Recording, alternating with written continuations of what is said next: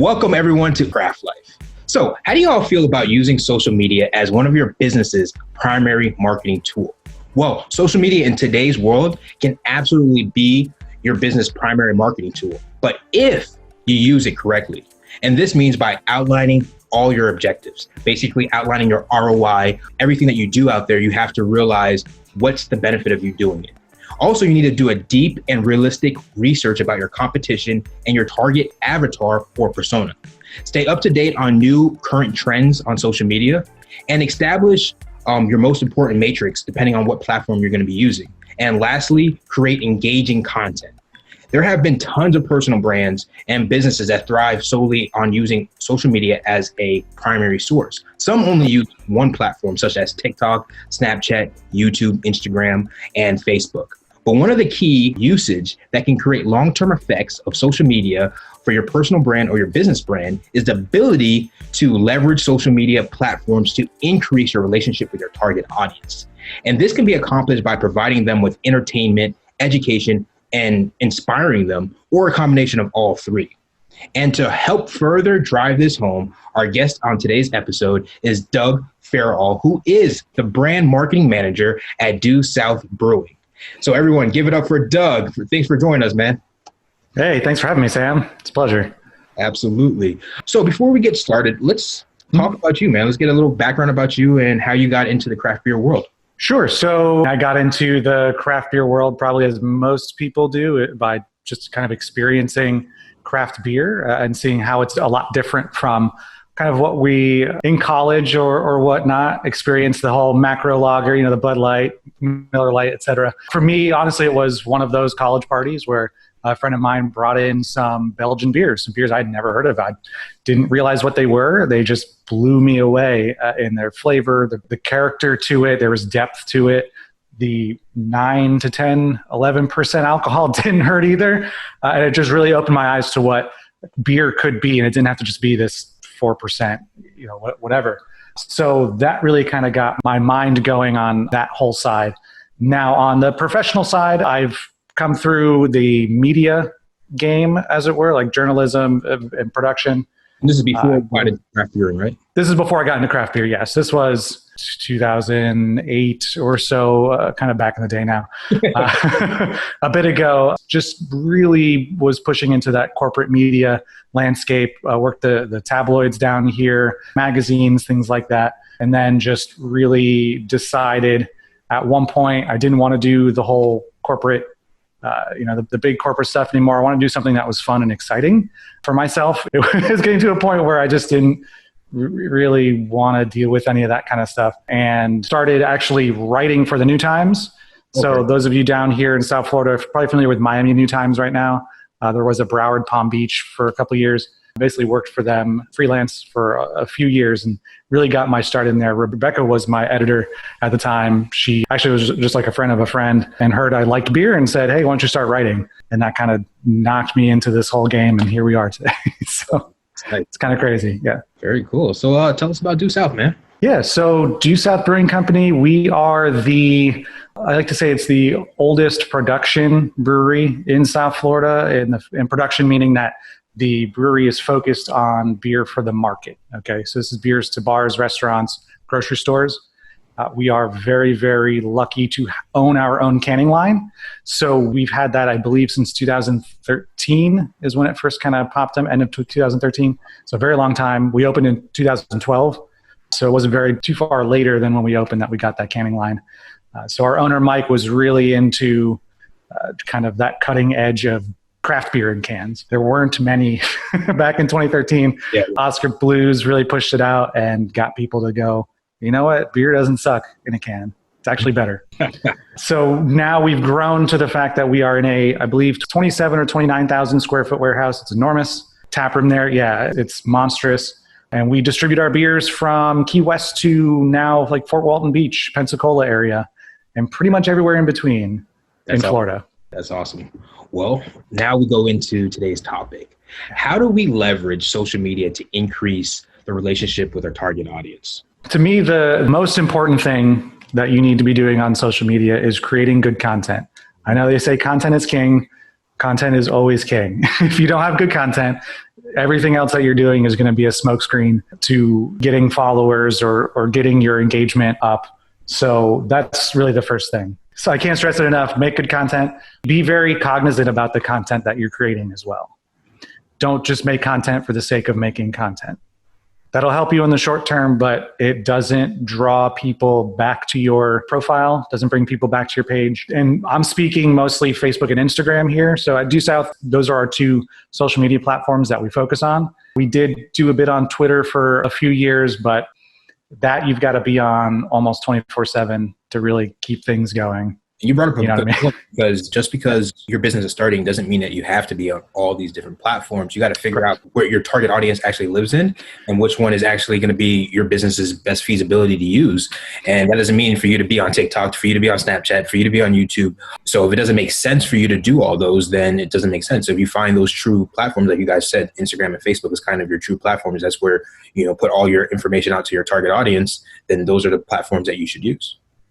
Correct. Absolutely. 100%. And also some people will say, okay, I need to be on Snapchat, Instagram, the whole, everything. And all they're doing is they're going into Hootsuite or whatever it is. And they're saying this thing posts on all the platforms. And it's the same thing across all the platforms. Now they're all different for different reasons. Instagram is a photo with some text, right? Facebook is a little more in depth and you can do some different things. You can put a poll, you can do a little more to it. Twitter is definitely a very much back and forth kind of conversational situation. So you need to change the content to the platform, match the content to the platform. So at Due South, what I like to do is Instagram to me is anything very, very visual. And I just really want to, honestly, pictures 1,000 words type of situation. Simple, just really nice image, Instagram. All the time. Facebook, we're going to do a little more engagement, a little more bit of a different type of content. So that's where I'll post when we have our menus up, right? All the beers we have on tap, Savory Eats food menu, a couple things and say, all right, we're open today. This is what's going on, kind of a state of the brewery of that day kind of post. And the demographic for both are different as well. Mm-hmm. So that's something to very, very much keep in mind. Very cool. Very cool. So do you also guys use Facebook ads or Instagram ads? And before we do that, I just want to say, I'm going to crack this open. Nice. There you go. And nice category 5. Category 5 IPA. And I love it. This is my last one I have left. Thank you very much. Of course. Yeah. So the advertisements. Yeah. So ads are interesting. If you're not familiar with Facebook ads, and I hope everyone is at least somewhat familiar. I mean, we've all seen them out there, right? You happen to Google something or whatever it is, it shows up creepily in your Facebook feed, right? It's actually not as creepy as we think. It's very targeted. When you go into the ad center in Facebook and Instagram, you're able to very specifically target all sorts of things, age, location, interests, all of that. And that's where, when we're doing targeted Facebook ads and Instagram ads, is we will be very focused in that. Our tap room is in Boynton Beach. We're off Gateway Boulevard and I-95 in that area there. It doesn't make sense for me to try to put out a Facebook ad to say, come to our tap room for this really cool event if you're 100 miles away in Orlando. Absolutely. Right? So I'm going to target everything as local as I can to where I feel like, okay, well, if I was someone and I wanted to take a day trip up to Boynton, maybe I'll come from Pompano Beach, but probably not Miami. It's a bit of a slog. I'm not going to get as good of an ROI. I'm going to get people coming from closer that then hopefully they'll come back again some other time.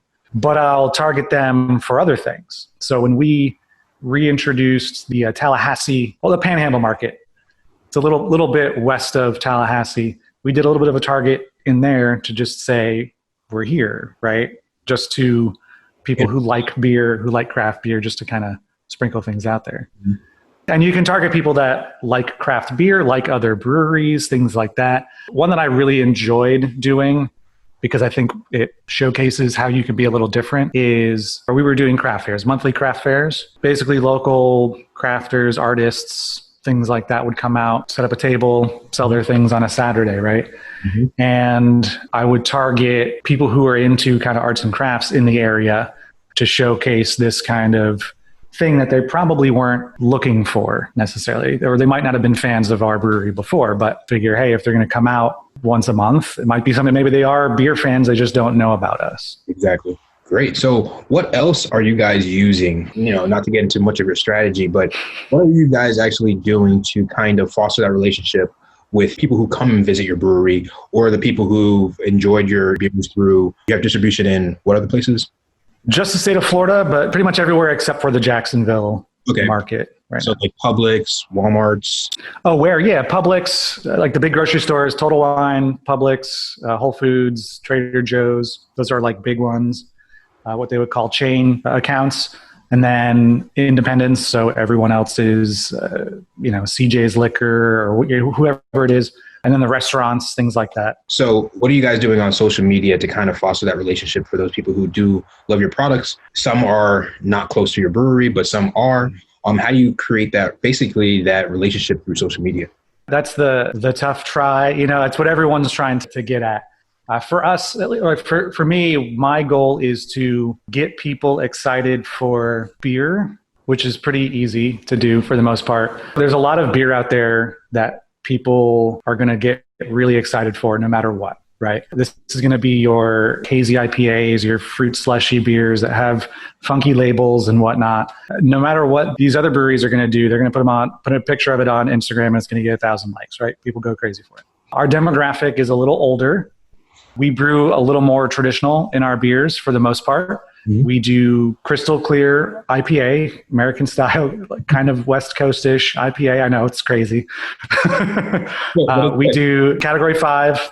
That's going to be, so category 3 is our kind of like very clear standard American style IPA. The category 5s are double. And so we don't get into that hype train pretty much anymore. We used to for a bit back in the day, but we don't, because the beers we're making are going to be more towards that kind of everyday type person. Mm-hmm. And slightly older. And I mean slightly older, like 35 to 45 and kind of upward, kind of like my age and upward. We're not targeting that 20-something where you want that glistening kind of super polished flashiness. It's a little more down to earth. So that we're able to really focus in on the experiences that people have more on the quality of the beer versus how cool and interesting it is. And I think that really resonates because we get people that just, all they want's a beer at the end of the day. And if we can tell them that this is your everyday beer, your after work beer that you can just enjoy, that's what they get excited about.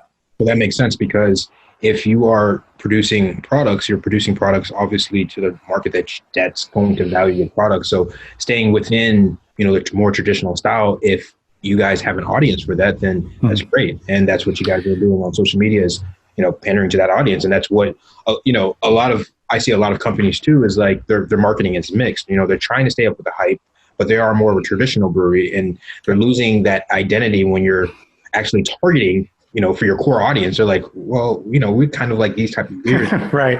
You kind of lose on social media. So, and it happens a lot. You look at some pages, you're like, who are you guys really targeting?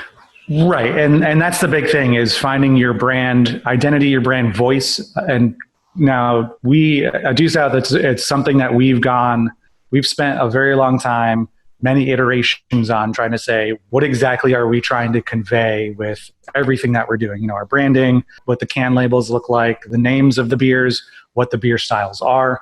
And it really has just fallen into, we have those kind of everyday beers. And there are a few exceptions that we're very well known for. Mexican Standoff is a huge one.